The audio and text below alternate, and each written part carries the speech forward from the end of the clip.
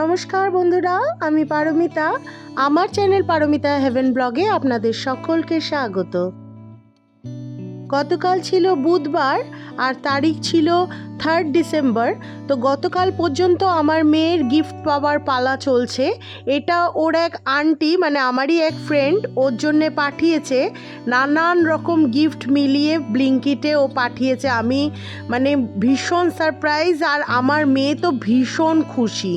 ও তো মানে সবচেয়ে বেশি খুশি হয়েছে এই সফট টয়টা পেয়ে, কী করবে বুঝে পাচ্ছে না। আর তার সাথে পেয়েছে ল্যাকমির লিপ গ্লস, বাস্কিন রবিন্সের আইসক্রিম কেক, আবার ফেভার ক্যাসেলের কালারফুল কারেক্টার পেন।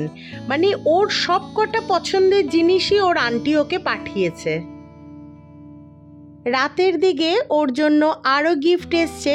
ওর পাপার সব বন্ধুরা যারা নাকি আমাদের এই অ্যাপার্টমেন্টের নিচেই থাকে, তারা সবাই মিলে ওকে দিয়েছে একটা স্কিন বডি স্প্রে, যেটা নাকি টাইটান ব্র্যান্ডের, আর তার সাথে দিয়েছে বোটের স্মার্ট ওয়াচ, যেটা নাকি ও আর পাবে না, ওটা ওর মিমিই পড়বে।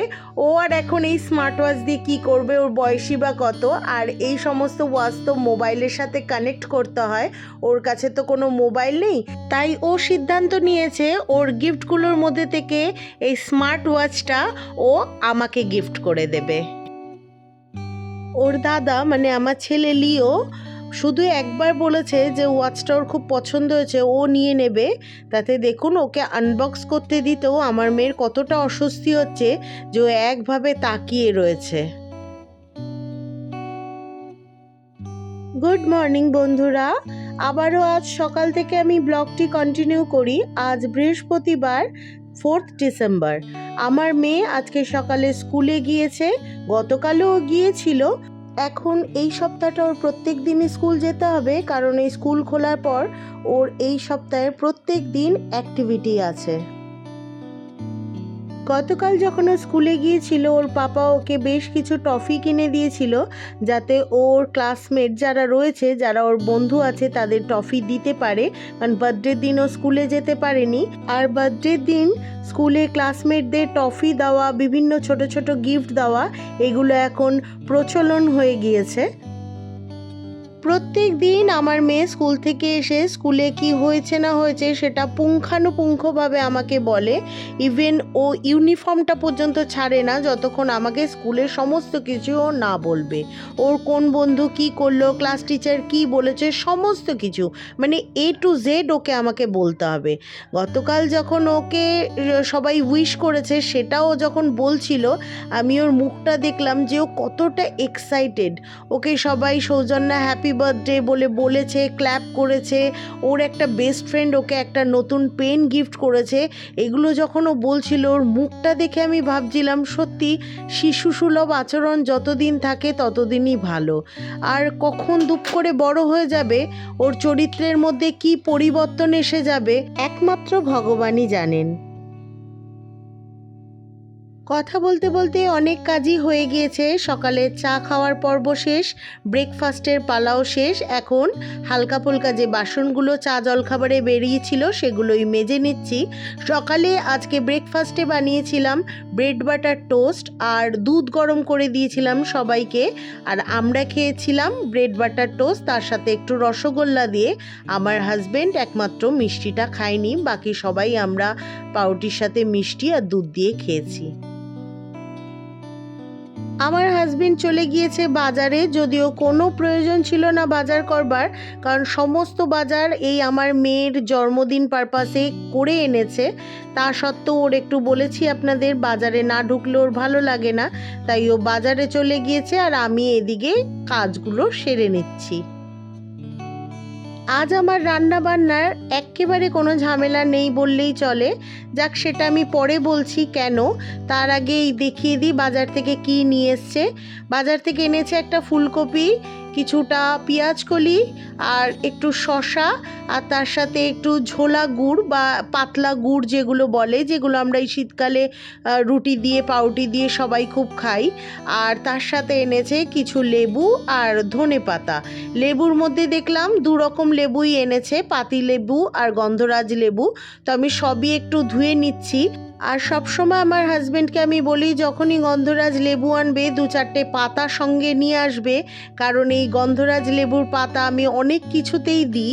যেমন অনেক সময় গন্ধরাজ চিকেন করলে তার মধ্যে দিই, কখনো লোটে মাছের ঝুড়ি করলে দিই, আবার অনেক সময় ডালের মধ্যেও এই গন্ধরাজ লেবুর পাতা ফেলে দিলে সুন্দর একটা সেন্ট হয়। এবার বলি আমার আজকে কেন রান্নাবান্নার কোনো ঝামেলা নেই। আসলে গতকাল মেয়ের জন্মদিন পারপাসে আমার হাজবেন্ড তার নিচের বন্ধুদের একটা ছোট্ট পার্টি দিয়েছিল, রাত্রের ডিনার পার্টি। তো সেখানেই সব রান্নাবান্নার অ্যারেঞ্জমেন্ট হয়েছিল। রান্না বলতে ক্যাটারিংকে দিয়ে দিয়েছিল, কারণ ওর বন্ধুর সংখ্যা অনেক, প্রায় 30-35 জন। আর এতজনের রান্না আমার পক্ষে এই মুহূর্তে সম্ভব না, কারণ গত 2 দিন ধরে আমার প্রচণ্ড খাটাখাটনি গিয়েছে। গতকালের পার্টিতে যে মেনু ছিল সেটা একটা ফুল কোর্স মেনু ছিল। তাতে ছিল ভাত, লম্বা করে কাটা বেগুন ভাজা, নবরত্ন ডাল, যে নবরত্ন মুগ ডাল হয় সেই নবরত্ন ডাল, বাঁধাকপির তরকারি, মাটন কষা, তার সাথে চাটনি, পাঁপড়, রসগোল্লা।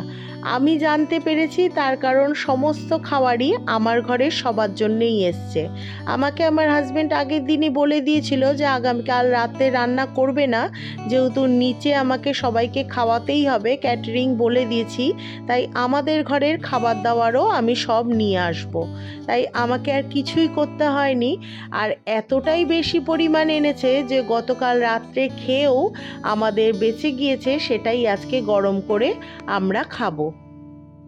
আজ একটা বহু প্রচলিত কথার সত্যতা যাচাই হয়ে গেল আর কি।